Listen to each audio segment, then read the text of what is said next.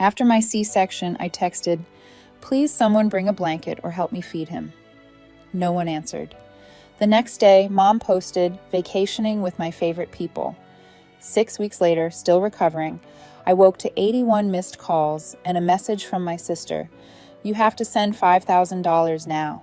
I replied, "I was still numb from the waist down when they wheeled me into recovery." C-section. My son was crying on the bassinet next to me. I could barely turn my head, let alone lift him. My hands were shaking from the anesthesia, and the nurse said someone would come help me feed him soon. They didn't. So I texted the group chat with my mom, my sister, and my dad. Just a simple line, "Please someone bring a blanket or help me feed him." Silence. I watched the little read indicators light up next to their names. One by one, all of them saw it.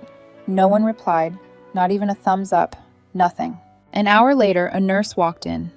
Surprised no one from my family had shown up. She tried to be gentle as she helped me latch him. I was crying, but trying not to make a sound. The next morning, I woke up groggy, sore, and alone. I checked my phone. No messages, but there was a Facebook post from my mom, time-stamped just hours after my son was born. Vacationing with my favorite people. It was a picture of her, my sister, and my dad on a beach. My mom in sunglasses holding a margarita. My dad grinning like a tourist. My sister holding up peace signs in a bikini. I stared at it for a long time, not out of sadness, but realization. They had planned this. They knew I was going in for the C-section. They had said they'd be there. They promised. They even told me to keep them updated. But the truth was, they had booked the tickets 2 weeks before my due date and never told me. My husband, fiancé, died in Afghanistan 7 months ago. Marine Corps. I got the call just after I found out I was pregnant. He never even got to hear the heartbeat.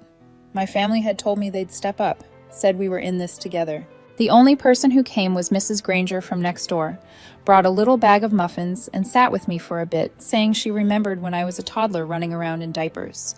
That visit meant more than anything my family had ever done for me. 6 weeks passed. I was healing slowly, barely sleeping. Baby colic. No one helped. They came back from their trip a week after he was born and didn't even visit. Then one morning I woke up to 81 missed calls. Most were from my sister. The last text I saw said, "You have to send $5,000 now." I stared at the screen, rubbed my eyes, sat up slowly. My incisions still ached.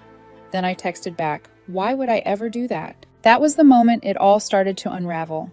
The silence after my message wasn't surprising, but 3 hours later a text came in from my sister. "Because if you don't, Mom and Dad could lose the house.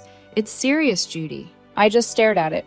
No good morning, no how's the baby, no apology for not showing up to the hospital.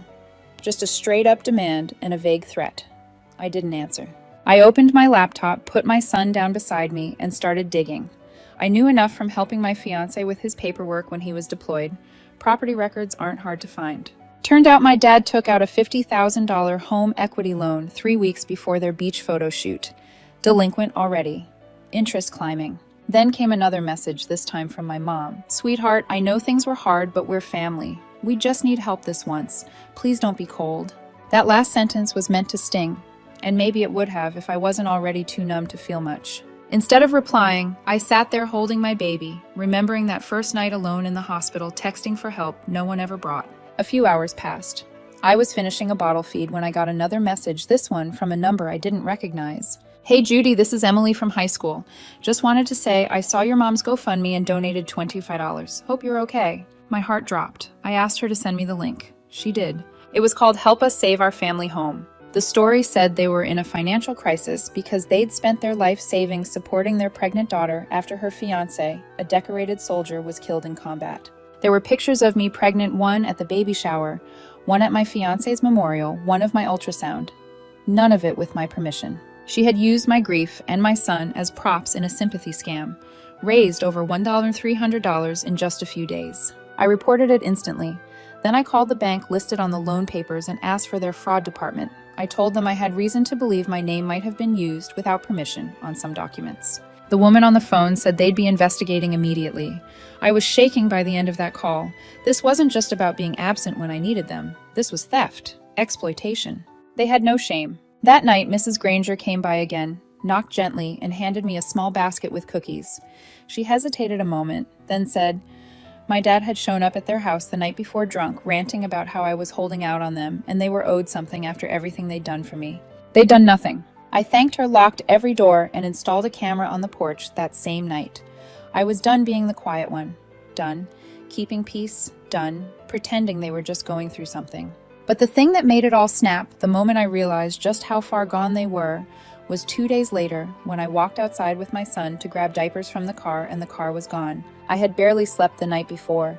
My son had been fussy, I was still sore, and every time I closed my eyes I felt like I was sinking underwater.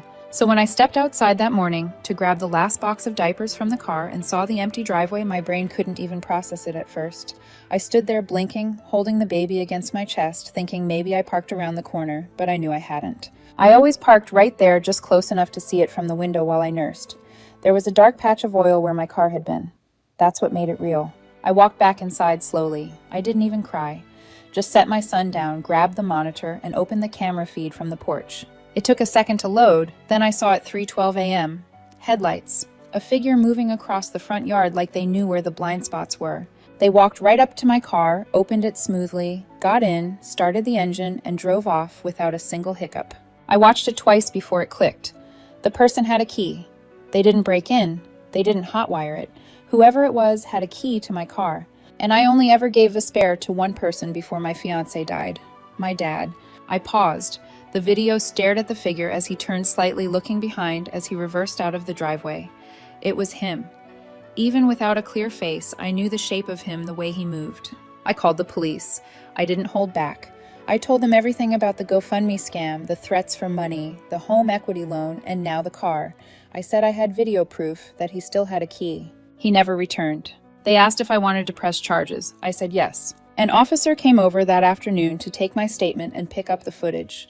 He was quiet the whole time, polite, but clearly disturbed. He asked again if I was sure. I said I was. They found my car later that day parked behind my parents' house. The license plate was removed. The baby seat tossed into the shed and a faded for sale sign tucked into the back window. They were going to sell it, like it was nothing, like I was nothing. I didn't get a call from them. No apology, no denial, just silence. My dad was picked up that evening.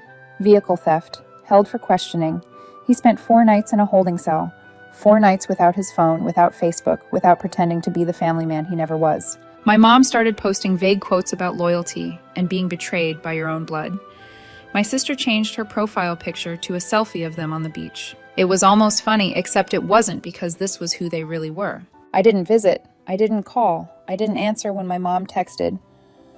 This has gone too far. Nothing had gone far enough. For the first time in my life, I wasn't scared of them. I wasn't begging for love or support. I was just done.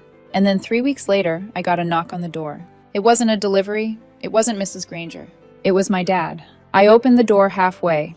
I wasn't expecting anyone, and sure as hell not him. He looked thinner, paler, like the 4 days in holding had stripped off whatever was left of his pride. But I didn't say anything. I didn't invite him in. I just stood there, one hand on the door, the other holding the baby monitor. He didn't start with an apology. He just asked if we could talk.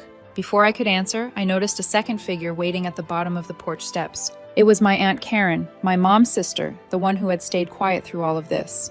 She was holding a folder. I asked what this was about.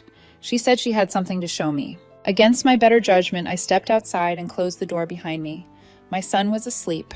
I had the monitor in my hand. Karen opened the folder. Inside were screenshots, bank records, legal letters, loan documents. But not just the ones I already knew about. These were new. Turns out, after the GoFundMe got shut down, my mom had taken things even further. She started taking out payday loans in my name using my social security number. Loans I hadn't even seen yet because they were being routed to an old email address I stopped using when my fiancé died. 5 of them, totaling almost $12,000. Karen said she only found out because she overheard my mom bragging about how she was handling things behind the scenes. She'd gone through my mom's desk and found the printouts. She didn't tell me sooner because she was afraid. Said my mom had threatened to cut her out of the will. I almost laughed as if there'd be anything left to inherit. I looked at my dad expecting denial, but he was quiet. Then he reached into his jacket and pulled out a key, my spare car key. He handed it to me without a word. Then he said he didn't know about the new loans, that the GoFundMe was my mom's idea, that he let it happen, but he didn't expect her to keep taking from me.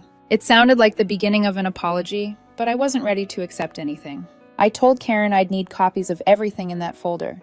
She nodded and handed it over. Then I turned to my dad and asked him why he came. He said quietly, I didn't want to end up like her.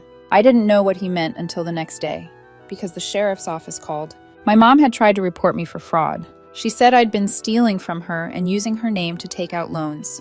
She walked into the station with a folder of fake documents and a story about her unstable daughter. They didn't believe her. Not after the car theft case. Not after they pulled up the report I made about the GoFundMe. But it was enough to make things official. Now she was under investigation. I hadn't lifted a finger. It was all unraveling on its own. I expected her to disappear after the sheriff's office started investigating, but not my mother. She doubled down. 2 days after they confirmed the payday loans were tied to her IP address, she marched into the sheriff's office and filed a complaint against me.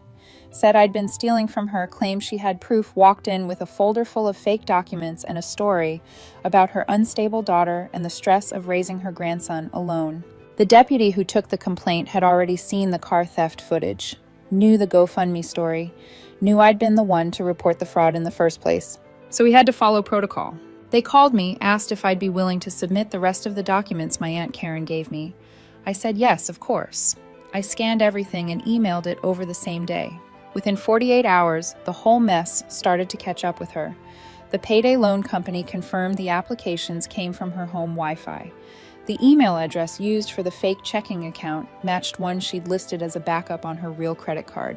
Even the forged signature didn't look like mine. It looked like hers, with a shaky attempt to copy how I signed birthday cards. It was sloppy desperate, and now it was official. She was under criminal investigation. I didn't post about it, I didn't gloat, but word started spreading anyway.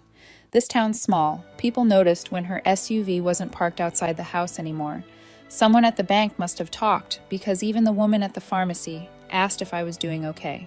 Her Facebook page, the same one that had once posted selfies and fake inspirational quotes, was gone, deleted. Then I got the letter from the bank addressed to occupants of the property. Their house was going into foreclosure. They had 60 days to vacate unless they paid off the full balance over $51,000. I stared at that letter for a long time. I didn't feel good. I didn't feel bad. I just felt done. Karen called that afternoon and said my mom had asked her for money. Begged, really. Said she was going to be homeless and that I was making it worse. Karen told her no. Told her she should have thought about that before using her own daughter like a walking ATM. I didn't ask her to say that, but I appreciated it more than I could explain. My sister was next. After weeks of silence, she sent me one text. You win. I hope you're happy. No apology, no responsibility. Just another attempt to make herself the victim in a story she barely even showed up for. I ignored it. That same day, I came home from the pediatrician and found a box on my porch. No return address. Inside were my childhood photo albums, stuff I hadn't seen in years. Between the pages were old birthday cards, hospital bracelets, a few of my drawings from when I was maybe 6 or 7. At first, I thought it was another weird attempt at manipulation. But then I noticed a folded card tucked into the back of one of the albums. It was from my dad, his handwriting plain deliberate. He said he'd moved out weeks ago, that he wasn't staying with my mom anymore, that he didn't expect forgiveness, but he wanted me to know he saw what I'd been through, what they did, and he didn't want to pretend anymore. I sat with that for a long time. The next morning, I opened the front door to grab the mail, and he was sitting on the step, alone. No suitcase, no drama, just waiting. He was sitting there on the front step like he didn't know what else to do with himself. No suitcase, no dramatics, no speech rehearsed, just a paper coffee cup in his hand, and a man who looked like he'd aged 10 years in the last 2 weeks. I almost closed the door on him, but then I saw the key in his other hand, my spare car key, the one he'd already returned once. He had brought it again. Like maybe he thought I hadn't kept it. Like he wanted to make sure I knew he wasn't taking anything else. So I stepped back and let him in. The house was quiet. My son was napping. Dishes were drying on the rack. There were bottles on the counter and folded laundry on the couch. The kind of mess that says someone is doing their best. He sat at the kitchen table and wrapped both hands around his coffee like he was grounding himself. For a while, he didn't say anything. Neither did I. Then he started talking. Not excuses, not a polished apology, just the truth. He said when I texted from the hospital and no one answered, he saw it. watched the notification pop up while my mom and sister were clinking glasses on the balcony of their hotel room. He said he froze, thought someone else would reply, that maybe they'd go back early, but they didn't. He said he knew she was using the GoFundMe for the wrong reasons, but he told himself it was temporary, that they'd pay it back, that it wasn't really hurting anyone. He admitted he didn't realize just how far she'd gone until after I pressed charges for the car. Said when he saw the baby seat dumped in the shed like trash, something broke. Then he told me something I didn't expect, that my mom had tried to empty my late fiancé's military death benefit account. He'd overheard her talking on the phone with someone about redirecting it to support the household. That account was in my son's name. He said that's the moment he left. No argument, no suitcase, just walked out and never went back. He'd been staying with an old friend from his carpentry days, sleeping in a spare room, working odd jobs just to keep himself busy. Said he didn't come to ask for anything, just to say that he knew finally that I was right, that he let it all happen, and that he was sorry, not just for the last few months, but for all the years he stayed quiet. I didn't forgive him right away. I still had that wall up, still remembered too well the silence when I needed someone most. But he stayed. He asked about my son, what time he was waking up now, whether he liked music, what his favorite blanket was. Questions no one else had ever thought to ask. We talked for almost 2 hours, mostly about the baby, a little about my fiancé, a little about things he wished he'd done differently. He didn't try to paint himself as some tragic figure. He just told the truth. And that was what made the difference. Before he left, he reached into his coat and pulled out an envelope. Said he had found a few $100 in an old toolbox and figured I might want a new stroller or something for the house. Nay, I didn't take it, but I told him to come by next week. Because even if it was late, even if he had let it all happen, at least he saw it now. The others were still pretending. But he was the only one who finally got it. And that somehow felt like the beginning of peace.